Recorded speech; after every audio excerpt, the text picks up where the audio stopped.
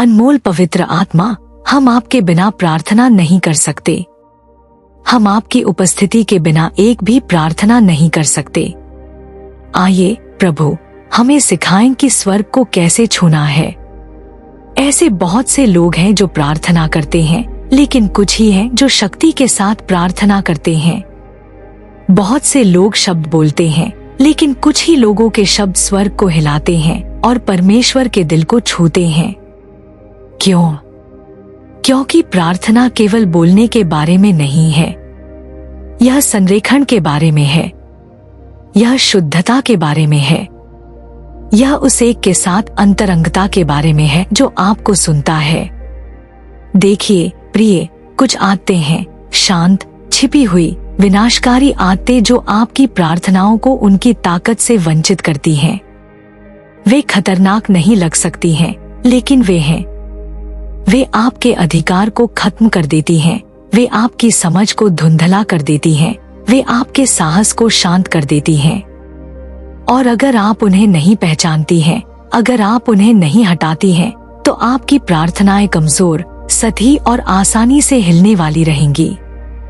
लेकिन एक और तरीका है, एक उच्च तरीका, प्रार्थना करने का एक तरीका जो नरक को कांपने और स्वर्ग को जवाब देने का कारण बनता है। प्रार्थना करने का एक तरीका जो आग में पैदा होता है और समर्पण से टिका रहता है। आज पवित्र आत्मा आपकी आंखें खोलना चाहता है, आपको दोषी ठहराने के लिए नहीं, बल्कि आपको बुलाने के लिए, आपको शर्मिंदा करने के लिए नहीं, बल्कि आपको आकार देने के लिए, जो बाधा डालता है उसे हटाने के लिए, ताकि आपकी प्रार्थनाएं अनुग्रह के सिंहासन के सामने धूप की तरह उठ सकें। क्या हम एक साथ सीखेंगे कि शक्ति के साथ कैसे प्रार्थना करें? क्या हम सतह से परे और गुप्त स्थान में जाएंगे जहां प्रार्थनाएं शुद्धता और विश्वास में गढ़ी जाती हैं? चलिए शुरू करते हैं। एक संदेह कमजोर करता है। एक संदेहशील हृदय हमेशा एक शक्तिशाली प्रार्थना जीवन को कमजोर कर देगा। संदेह एक शांत विचार, एक क्षणिक प्रश्न, हिचकिचाहट का एक क्षण लग सकता है, लेकिन आत्मा के क्षेत्र में यह विश्वास के सबसे बड़े दुश्मनों में से एक है। यह विश्वासी को साहस से वंचित करता है। यह आत्मविश्वास चुराता है और उस बहुत नींव को कमजोर करता है जिस पर प्रभावी प्रार्थना का निर्माण होता है। संदेह हमेशा चिल्लाता नहीं है। वह अक्सर फुसफुसाता है, बस इतनी अनिश्चितता डालता है कि आप सवाल करने लगती हैं कि क्या परमेश्वर सुन रहा है, क्या उसे परवाह है, या क्या वह वास्तव में वही करेगा जो उसने कहा था। और जैसे जैसे वह संदेह बढ़ता है, प्रार्थना एक रिश्ते के बजाय एक दिनचर्या बन जाती है, एक दिव्य आदान प्रदान के बजाय एक एकालाप बन जाती है। जब यीशु पृथ्वी पर चलते थे तो वह विश्वास पर आश्चर्य करते थे और अविश्वास पर रोते थे। विश्वास ने उन्हें हिलाया। विश्वास ने उनसे चमत्कार निकाले। रक्तस्राव वाली स्त्री ने उन्हें केवल शारीरिक रूप से नहीं छुआ, उसने उन्हें विश्वास से छुआ। सूबेदार को एक नाटकीय प्रदर्शन की आवश्यकता नहीं थी, उसने बस विश्वास किया। और फिर भी अपने ही गृहनगर में यीशु कोई शक्तिशाली काम नहीं कर सके, इसलिए नहीं कि उनमें शक्ति की कमी थी, बल्कि इसलिए कि उनमें विश्वास की कमी थी। संदेह ने चमत्कार के दरवाजे बंद कर दिए और वह आज भी ऐसा करता है। वचन कहता है कि एक दुविधापूर्ण व्यक्ति अपने सभी तरीकों में अस्थिर होता है और प्रभु से कुछ भी प्राप्त करने की उम्मीद नहीं करनी चाहिए। यह कठोर नहीं है, यह पवित्र है। प्रार्थना जादू नहीं है। यह इच्छाधारी सोच नहीं है। यह विश्वास के माध्यम से स्वर्ग और पृथ्वी के समझौते में आने का लेन देन है। जब आप विश्वास के बिना प्रार्थना करती हैं, तो आप शब्द बोलती हैं, लेकिन उनमें वजन नहीं होता है। आप पुकारती हैं, लेकिन आप अनिश्चित हैं कि क्या वह सुनता है। आप पूछती हैं, लेकिन आप निराशा के लिए खुद को तैयार कर लेती हैं। इस तरह की प्रार्थना कमजोर है, इसलिए नहीं कि परमेश्वर कमजोर है, बल्कि इसलिए कि पात्र पूरी तरह से आश्वस्त होकर नहीं आया है और पवित्र आत्मा वहां नहीं चलता जहां लगातार विरोधाभास है। वह वहां चलता है जहां उसके चरित्र में आत्मविश्वास है।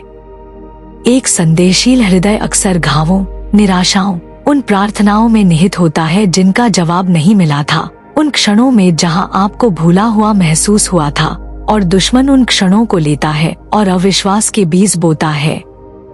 वह फुसफुसाता है, परमेश्वर पहले नहीं आया, अब क्यों आएगा? और धीरे धीरे, यहाँ तक कि इसे महसूस किए बिना भी आप अपनी उम्मीदों को कम करना शुरू कर देती हैं। आप छोटी, सुरक्षित प्रार्थनाएं करना शुरू कर देती हैं, ऐसी प्रार्थनाएं जिनमें ज्यादा जोखिम नहीं होता, ज्यादा मांग नहीं होती और ज्यादा कुछ नहीं होता। स्वर्ग उन प्रार्थनाओं का जवाब नहीं देता जो डर से की जाती हैं। स्वर्ग उस विश्वास का जवाब देता है जो तब भी उठता है जब सब कुछ असंभव लगता है। दुश्मन को आपको प्रार्थना करने से रोकना नहीं पड़ता है, उसे बस आपको संदेह के साथ प्रार्थना करने के लिए मजबूर करना होता है, क्योंकि संदेह आपके अधिकार को बेअसर कर देता है।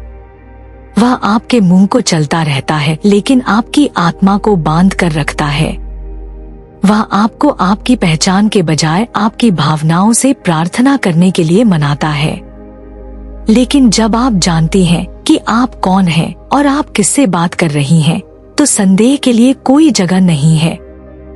विश्वास सवालों की अनुपस्थिति नहीं है, यह भरोसे की उपस्थिति है। यह उस चीज पर परमेश्वर पर विश्वास करने का निर्णय है जो आप महसूस करती हैं, जो आप देखती हैं, जो आप डरती हैं। आपको पूर्ण विश्वास की आवश्यकता नहीं है, आपको वास्तविक विश्वास की आवश्यकता है। आपके विश्वास का आकार मुद्दा नहीं है, इसकी उपस्थिति है। यीशु ने कहा कि एक सरसों के दाने के बराबर का विश्वास पहाड़ों को हिला सकता है। इसका मतलब है कि एक छोटा सा विश्वास भी, जब वह वास्तविक होता है, तो माहौल को बदलने के लिए पर्याप्त है। लेकिन आपको उस विश्वास की रक्षा करनी होगी।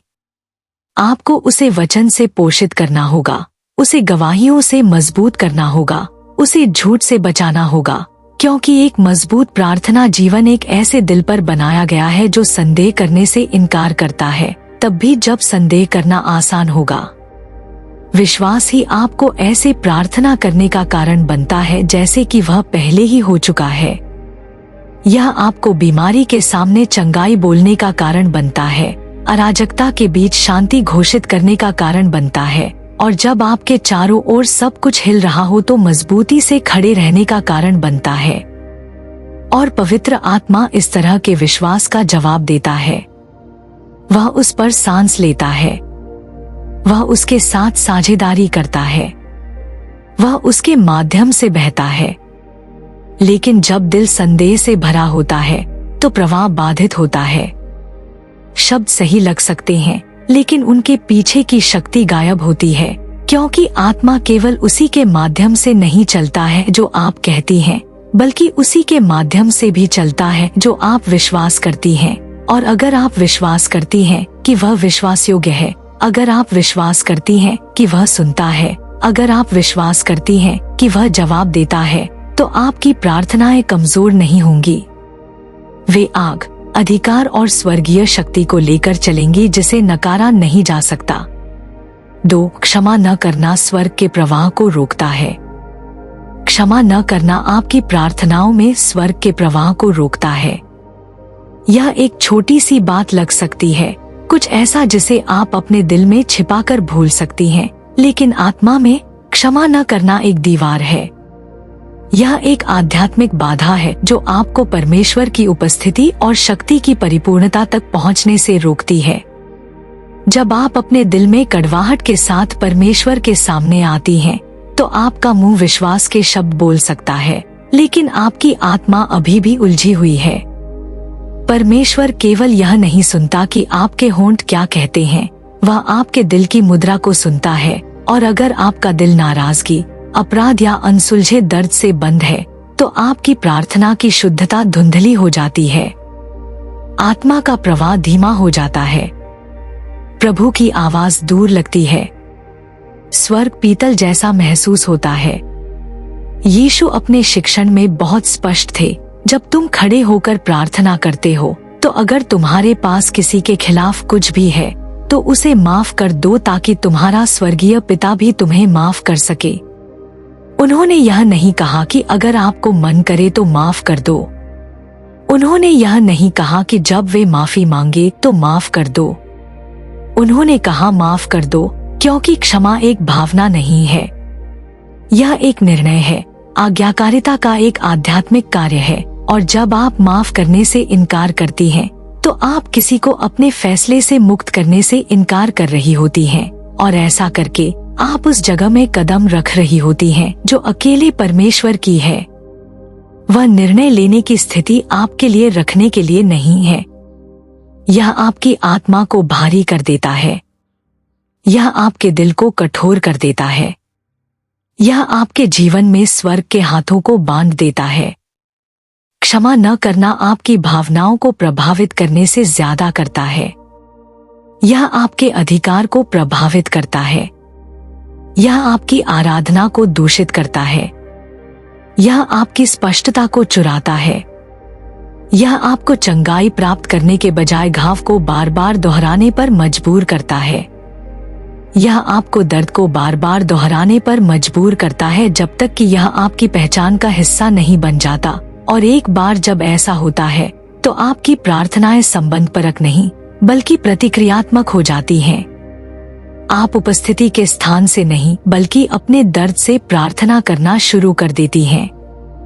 आपके शब्द अभी भी आ रहे हैं, लेकिन वे शक्ति के साथ नहीं बह रहे हैं, क्योंकि आप अभी भी कुछ ऐसा पकड़े हुए प्रार्थना कर रही हैं जिसे परमेश्वर ने आपको छोड़ने के लिए कहा था। पवित्र आत्मा क्षमा न करने से दुखी होता है। वह प्रेम में सच्चाई की आत्मा है। वह वहां विश्राम नहीं कर सकता जहां विभाजन रहता है। वह उस दिल में नहीं रह सकता जो छोड़ने से इनकार करता है।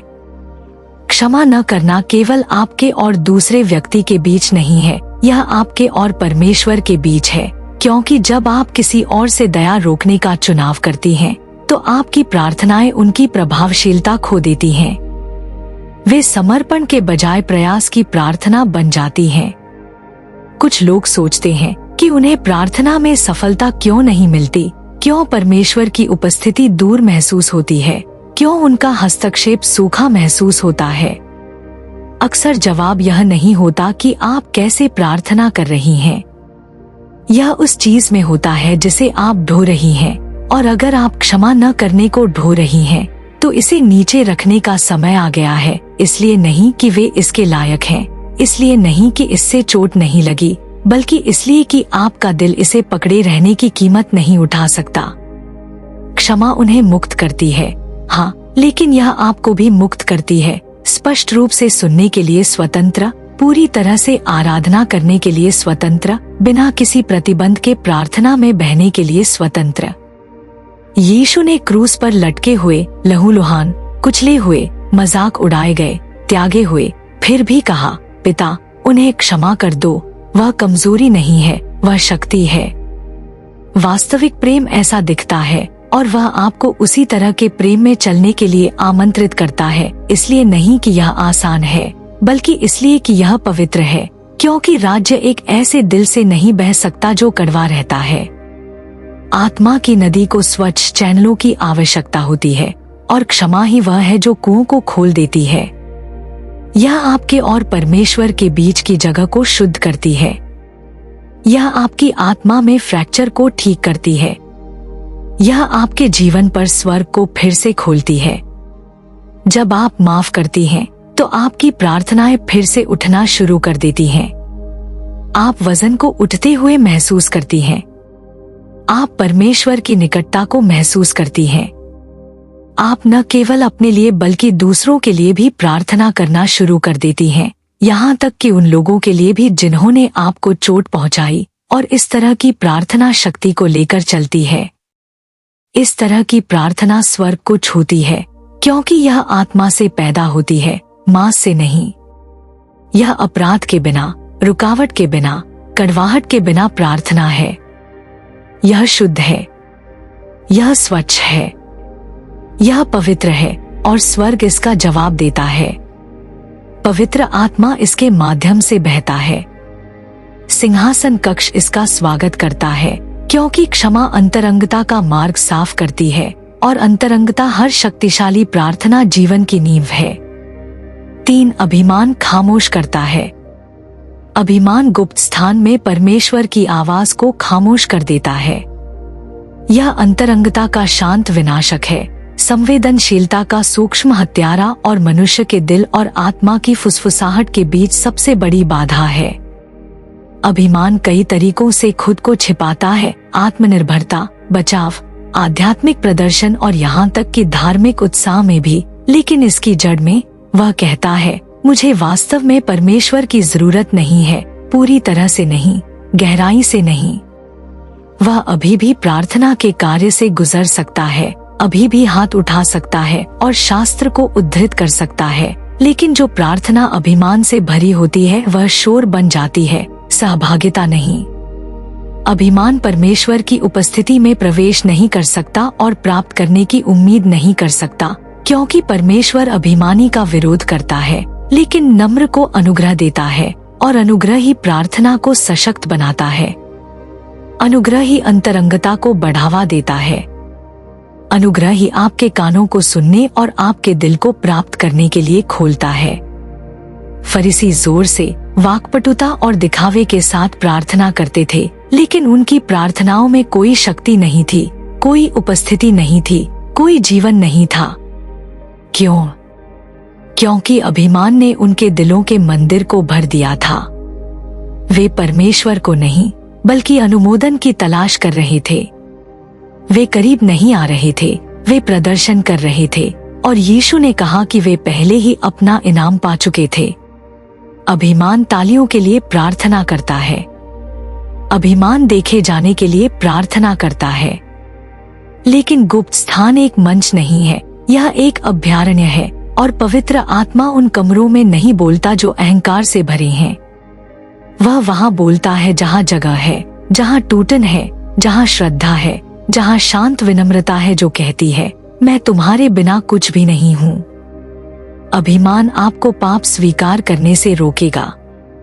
अभिमान आपको अपने व्यवहार को सही ठहराने, अपने विद्रोह को कम करने और आपके दिल को दोष के प्रति कठोर करने पर मजबूर करेगा। और जब अभिमान दिल को कठोर करता है तो वह कानों को बहरा कर देता है। आप पवित्र आत्मा को स्पष्ट रूप से नहीं सुन सकती हैं, क्योंकि आपकी अपनी आवाज उसकी आवाज से ज्यादा जोरदार है। आपकी राय, आपकी भावनाएं, आपके तर्क उसकी सच्चाई को डुबोना शुरू कर देते हैं, और धीरे धीरे इसे महसूस किए बिना भी आपकी प्रार्थनाएं शक्तिहीन हो जाती हैं। वे संबंध से ज्यादा नियंत्रण के बारे में हो जाती हैं। आप बदले जाने के लिए नहीं बल्कि एक बिंदु साबित करने के लिए प्रार्थना करती हैं। आप श्रद्धा के बिना अनुरोध लाती हैं, भक्ति के बिना घोषणाएं करती हैं।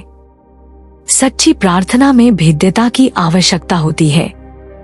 इसके लिए आपको न केवल शरीर में बल्कि आत्मा में भी झुकने की आवश्यकता होती है। इसके लिए आपको यह स्वीकार करने की आवश्यकता होती है कि आपको मदद की जरूरत है, कि आपको अनुग्रह की जरूरत है, कि आपको मार्गदर्शन की जरूरत है, और अभिमान इससे नफरत करता है। अभिमान समर्पण का विरोध करता है। वह अपनी खुद की ताकत, अपनी खुद की बुद्धि, अपनी खुद की छवि से चिपका रहता है। लेकिन गुप्त स्थान में अहंकार के लिए कोई जगह नहीं है। आप परमेश्वर के जितने करीब आती हैं, आप उन पर अपनी निर्भरता के बारे में उतनी ही ज्यादा जागरूक हो जाती हैं। अंतरंगता जितनी गहरी होती है, आप उतना ही ज्यादा पहचानती हैं कि आप उनके बिना कितना कम कर सकती हैं। यही कारण है कि प्रार्थना के वास्तव में जीवित रहने से पहले अभिमान को मरना होगा। पवित्र आत्मा उन लोगों की ओर आकर्षित नहीं होता जो सब कुछ एक साथ होने का दिखावा करते हैं। वह उन लोगों की ओर आकर्षित होता है जो विनम्र आते हैं, जो ईमानदार आते हैं, जो खाली आते हैं। वह उसे भरता है जिसे समर्पित किया गया है। वह उसे सशक्त बनाता है जिसे दिया गया है, लेकिन वह अभिमान का अभिषेक नहीं कर सकता। वह एक ऐसे दिल पर नहीं उड़ेल सकता जो स्व से भरा हुआ है। अभिमान गुप्त स्थान में दीवारें बनाता है। विनम्रता वेदियां बनाती है, और वेदी वह जगह है जहां आग गिरती है। वेदी वह जगह है जहां प्रार्थनाएं आग पकड़ती हैं, जहाँ मध्यस्थता शब्दों से ज्यादा हो जाती है, जहाँ स्वर्ग शक्ति और उपस्थिति के साथ जवाब देना शुरू कर देता है। यदि आप परमेश्वर को स्पष्ट रूप से सुनना चाहती हैं, यदि आप चाहती हैं कि आपकी प्रार्थनाओं में वजन हो, तो आपको विनम्र आना होगा। आपको एक बच्चे की तरह आना होगा। आपको सही होने की अपनी जरूरत को, नियंत्रण की अपनी इच्छा को, कमजोरी के अपने डर को छोड़ना होगा। अभिमान हमेशा आपसे कहेगा कि इसे खुद करो। पवित्र आत्मा आपको पूरी तरह से उस पर झुकने के लिए आमंत्रित करता है, और जिस क्षण आप ऐसा करती हैं, कुछ बदल जाता है। आपकी प्रार्थनाएं नरम हो जाती हैं। आपका दिल खुल जाता है। आपके कान फिर से सुनना शुरू कर देते हैं। गुप्त स्थान फिर से पवित्र हो जाता है। बहुत से लोग प्रार्थना में संघर्ष करते हैं, इसलिए नहीं कि उनमें शब्दों की कमी है, बल्कि इसलिए कि अभिमान ने उनकी आत्मा को बंद कर दिया है। वे पेशेवर ईसाई बन गए हैं, बाहर से चमकीले लेकिन अंदर से दूर।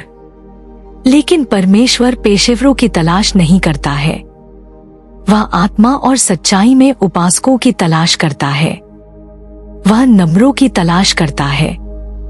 वह टूटे हुओं के करीब आता है, और वहीं विनम्रता के स्थान में गुप्त स्थान फिर से एक फव्वारा बन जाता है। रहस्य उद्घाटन, आराम, शक्ति और सहभागिता का एक कुआं। एक ऐसी जगह जहां पवित्र आत्मा की आवाज अब शांत नहीं, बल्कि जीवित, स्पष्ट और अचूक है, क्योंकि जहां कभी अभिमान खड़ा था, वहां अब विनम्रता जगह बनाती है। 4. पश्चाताप के बिना प्रार्थना। पश्चाताप के बिना प्रार्थना धार्मिक प्रदर्शन बन जाती है। यह दूसरों को सही लग सकती है। यह आध्यात्मिक लग सकती है। यह भावना या वाक्पटुता के साथ एक कमरे को भी हिला सकती है, लेकिन स्वर्ग की आंखों में यह खाली है। यह वह प्रार्थना नहीं है जिसे परमेश्वर खुशी से सुनता है। यह समर्पण के बिना शोर है, अंतरंगता के बिना गतिविधि है। पश्चाताप आत्मा की शुद्धि है जो वास्तविक सहभागिता के लिए मार्ग तैयार करती है। यह दिल के दरवाजे को खोलना है जहां परमेश्वर वास्तव में अंदर आ सकता है। इसके बिना आप परमेश्वर से बात कर सकती हैं, लेकिन बातचीत एक तरफा होती है। पश्चाताप के बिना आपकी प्रार्थनाएं बाधित हो सकती हैं, विलंबित हो सकती हैं, या आत्मा के प्रवाह से पूरी तरह से अलग हो सकती हैं। पश्चाताप शर्म नहीं है। यह निंदा नहीं है। यह डर में परमेश्वर के पैरों पर रेंगना नहीं है। यह पवित्र आत्मा का प्यारा दोष है जो आपको करीब खींचता है। यह वह क्षण है जब आपकी आत्मा कहती है, प्रभु, मैं नहीं चाहती कि हमारे बीच कुछ भी खड़ा हो। यह एक ऐसे दिल की कोमल पुकार है जो तलाशे जाने को तैयार है, बदले जाने को तैयार है, स्वच्छ बनाए जाने को तैयार है। और जब पश्चाताप एक दैनिक लय बन जाता है, न केवल एक आपातकालीन प्रतिक्रिया, तो प्रार्थना आसानी से बहती है। वजन उठता है। स्वर खुलता है। परमेश्वर की आवाज स्पष्ट हो जाती है, क्योंकि पश्चाताप आपको परमेश्वर से दूर नहीं धकेलता है, वह आपको करीब खींचता है। वह पाप जो छिपा हुआ है, सहन किया गया है या उचित ठहराया गया है, आत्मा में एक बाधा बन जाता है। आप आराधना में अपने हाथ उठा सकती हैं। आप जीभ में बोल सकती हैं। आप दूसरों पर हाथ रख सकती हैं, लेकिन अगर आपके निजी जीवन में कोई पश्चाताप नहीं है, तो आपके प्रार्थना जीवन में कोई शक्ति नहीं होगी। दाऊद इसे गहराई से समझता था। अपने पाप के बाद उसने पुकारा, हे परमेश्वर, मेरे भीतर एक स्वच्छ हृदय उत्पन्न कर और मेरे भीतर एक सही आत्मा को नया कर। उसने पहले पद या आशीर्वाद की बहाली के लिए नहीं कहा, उसने शुद्धता के लिए कहा। उसने सही स्थिति के लिए कहा, क्योंकि वह जानता था कि पश्चाताप के बिना उसके गीत खोखले होंगे, उसकी प्रार्थनाएं शक्तिहीन होंगी और परमेश्वर के साथ उसका संबंध टूट जाएगा। प्रार्थना एक प्रदर्शन नहीं है, यह एक मुठभेड़ का स्थान है, और एक पवित्र परमेश्वर की उपस्थिति में पश्चाताप एक बाधा नहीं है, यह एक स्वाभाविक प्रतिक्रिया है। आप खुद को उसकी सच्चाई के प्रकाश में देखना शुरू कर देती हैं। मुखौटे उतर जाते हैं, बहाने गिर जाते हैं, और जो कुछ बचता है वह एक आत्मा की पुकार है जो पवित्र होने की लालसा करती है, डर से नहीं बल्कि प्रेम से। वास्तविक पश्चाताप केवल दुख नहीं है, यह रूपांतरण है। यह केवल भावना नहीं है, यह कार्रवाई है। यह दिल को मोड़ता है, दिशा को बदलता है और पवित्र आत्मा को पूर्ण नियंत्रण लेने के लिए आमंत्रित करता है। अक्सर प्रार्थना अनुरोधों की एक सूची बन जाती है जबकि दिल अछूता रहता है। हम सफलता, आशीर्वाद, अनुग्रह के लिए पूछते हैं, फिर भी हम उन्हीं चीजों को पकड़े रहते हैं जो प्रवाह को रोक रही हैं। बिना स्वीकार किया गया पाप, कड़वाहट, छिपे हुए उद्देश्य, समझौता, और फिर हम सोचते हैं कि स्वर्ग क्यों शांत लगता है, शांति क्यों दूर महसूस होती है, हमारा अधिकार क्यों कम लगता है। लेकिन मुद्दा परमेश्वर की इच्छा नहीं है, यह हमारी तत्परता है, और पश्चाताप ही हमें तैयार करता है। यह दिल को संरेखित करता है, यह प्रवाह को बहाल करता है, यह उस माहौल को बनाता है जहां प्रार्थना फिर से शक्तिशाली हो जाती है। पश्चाताप आनंद भी जारी करता है, यह भारीपन को हटाता है, यह प्रार्थना में आत्मविश्वास को बहाल करता है, यह दोष लगाने वाले को शांत करता है और झूठ को निरस्त करता है। दुश्मन को पसंद आता है जब विश्वासी पश्चाताप के बिना प्रार्थना करते हैं, क्योंकि वह जानता है कि उन प्रार्थनाओं में कोई खतरा नहीं होता। लेकिन एक स्वच्छ हृदय एक खतरनाक हथियार है। एक दिल जो धोया गया है, नम्र किया गया है और नया बनाया गया है, शुद्ध आग का एक पात्र बन जाता है। जब आप पश्चाताप के स्थान से प्रार्थना करती हैं, तो आपकी आत्मा स्वतंत्र होती है, आपकी अंतरात्मा स्पष्ट होती है, आपका अधिकार तेज होता है। आप बोलती हैं और स्वर्ग सुनता है, आप पुकारती हैं और आत्मा चलती है। यही कारण है कि सबसे बड़े पुनरुत्थान हमेशा पश्चाताप के साथ शुरू हुए हैं, शोर के साथ नहीं, प्रदर्शन के साथ नहीं, चमकीले संदेशों के साथ नहीं, बल्कि लोग अपने घुटनों पर, पाप पर रोते हुए, पवित्रता के लिए बेताब, दया के लिए पुकारते हुए, और उस जगह से परमेश्वर की शक्ति गिरती थी, इसलिए नहीं कि लोग परिपूर्ण थे, बल्कि इसलिए कि वे शुद्ध थे, वे समर्पित थे, वे स्वच्छ बनाए जाने को तैयार थे, और परमेश्वर हमेशा इसका जवाब देता है। वह टूटे हुए दिल वालों के करीब आता है और वह आत्मा में पछतावे वालों को चंगा करता है। पश्चाताप के बिना प्रार्थना बारिश के बिना बादल की तरह है, लेकिन वह प्रार्थना जो एक पश्चातापी दिल से बहती है वह एक शक्तिशाली नदी है। वह स्वर्ग का वजन, आत्मा की आग और जीवित परमेश्वर की उपस्थिति को लेकर चलती है। यह अब प्रदर्शन नहीं है, यह साझेदारी है। यह केवल पूछना नहीं है, यह बने रहना है। यह केवल बोलना नहीं है, यह समर्पण है, और यही वह प्रार्थना है जो सब कुछ बदल देती है। 5 वचन की उपेक्षा करना। वचन की उपेक्षा करना आपकी प्रार्थनाओं के अधिकार को खत्म कर देता है। प्रार्थना और वचन को कभी अलग करने का इरादा नहीं था। वचन वह नींव है, लंगर है, जीवन का स्रोत है जिससे प्रार्थना अपनी शक्ति खींचती है। वचन के बिना प्रार्थना आध्यात्मिक घोषणा के बजाय भावनात्मक अभिव्यक्ति बन जाती है।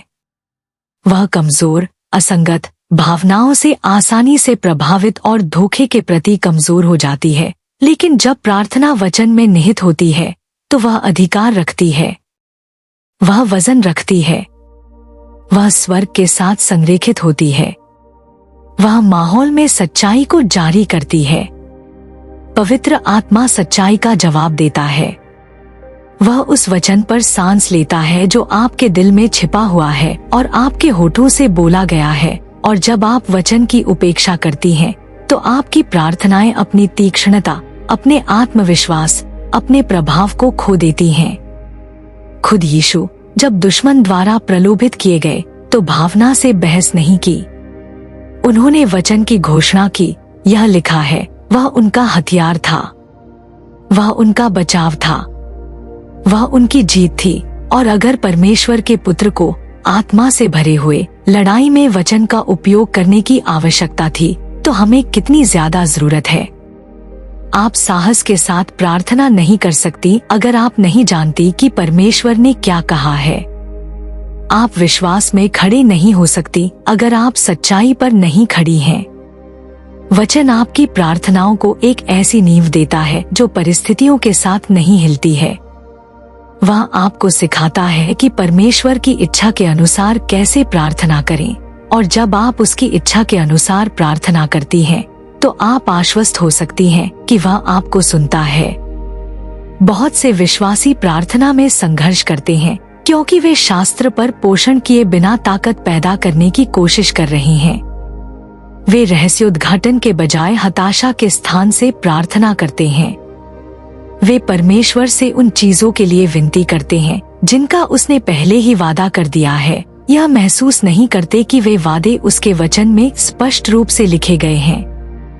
परमेश्वर का वचन सिर्फ जानकारी नहीं है, यह एक हथियार है, एक मार्गदर्शक है, जीवन का एक स्रोत है। वह परमेश्वर के दिल, उसके स्वभाव, उसकी योजना, उसकी आवाज को प्रकट करता है। वह आपको स्पष्टता और शक्ति के साथ प्रार्थना करना सिखाता है। वह आपके विश्वास को बढ़ावा देता है, और विश्वास ही आपकी प्रार्थनाओं को प्रभावशीलता देता है। दुश्मन लंबी प्रार्थनाओं से नहीं डरता है, वह वचन से भरी प्रार्थनाओं से डरता है। ऐसी प्रार्थनाएं जो सच्चाई में संतृप्त हैं, अधिकार के साथ बोली जाती हैं, परमेश्वर के वादों में निहित हैं। ये वे प्रार्थनाएं हैं जो स्वर्ग को हिलाती हैं और नरक को कांपने का कारण बनती हैं। जब आप यह लिखा है घोषणा करती हैं, तो आप अपनी राय नहीं बोल रही होती हैं, आप स्वर्ग की प्रतिध्वनि कर रही होती हैं। आप दुश्मन को याद दिला रही होती हैं कि परमेश्वर ने पहले ही क्या स्थापित कर दिया है। आप अपनी स्थिति को शाश्वत सच्चाई के साथ संरेखित कर रही होती हैं, और वह संरेखण शक्ति को जारी करता है। वचन की उपेक्षा करना आपको आध्यात्मिक रूप से कमजोर बनाता है। आप एक पल में प्रेरित महसूस कर सकती हैं, लेकिन प्रेरणा फीकी पड़ जाती है। वचन बना रहता है। यह आत्मा की तलवार है। यह झूठ, डर, भ्रम और प्रलोभन के खिलाफ आपका बचाव है। यह वह प्रकाश है जो प्रार्थना में आपके मार्ग को मार्गदर्शन करता है। जब आप वचन को नहीं जानती, तो आप अपने विश्वास के बजाय अपनी भावनाओं को प्रार्थना करना शुरू कर देती हैं। आप भाग्य के बजाय संदेह बोलना शुरू कर देती हैं। आप घोषणा करने के बजाय भीख मांगना शुरू कर देती हैं। लेकिन जब वचन आप में जीवित होता है, तो आपकी प्रार्थनाएं बदलना शुरू हो जाती हैं। आप दर्द से बोलना बंद कर देती हैं और वादे से बोलना शुरू कर देती हैं। पवित्र आत्मा उस चीज को याद दिलाता है जिसका आपने अध्ययन किया है, जिस पर आपने मनन किया है, जिसे आपने अपने दिल में संजोया है। वह एक खाली कुएं से नहीं खींच सकता, लेकिन जब आप वचन से भरी होती हैं, तो आपकी आहों में भी अधिकार होता है। आपकी चुप्पी भी पवित्र हो जाती है, क्योंकि आपकी आत्मा सच्चाई के साथ संरेखित होती है। वचन आपकी इच्छाओं को शुद्ध करता है। यह आपके फोकस को तेज करता है। यह आपकी आराधना को प्रज्वलित करता है। यह आपके मन को रूपांतरित करता है, ताकि आपकी प्रार्थनाएं केवल प्रतिक्रियात्मक न हों, वे भविष्यवाणी पूर्ण हों। वे आपके माहौल को आकार देती हैं। वे आपके वातावरण को बदल देती हैं। वचन के बिना प्रार्थना एक बिना ब्लेड की तलवार की तरह है। वह भाग जैसा दिख सकती है, लेकिन लड़ाई में कोई शक्ति नहीं ले जाती है। लेकिन जब आपकी प्रार्थनाएं शास्त्र की आग में गढ़ी जाती हैं, तो वे स्वर्ग की आग लेकर चलती हैं। वे जंजीरों को तोड़ती हैं। वे विश्वास का निर्माण करती हैं। वे चंगाई जारी करती हैं। वे ज्ञान जारी करती हैं। वे पहाड़ों को हिलाती हैं, क्योंकि वचन जीवित है, और जब विश्वास में बोला जाता है, तो वह व्यर्थ नहीं लौटता है। वह पूरा करता है जिसे उसे करने के लिए भेजा गया था। वचन में निहित प्रार्थना इच्छाधारी सोच नहीं है। यह आध्यात्मिक युद्ध है। यह राज्य का संरेखण है। यह आपकी आवाज के माध्यम से पृथ्वी पर स्वर्ग है, और जो वचन की प्रार्थना करता है वह दिव्य शक्ति, अधिकार और अटूट सच्चाई का एक पात्र बन जाता है।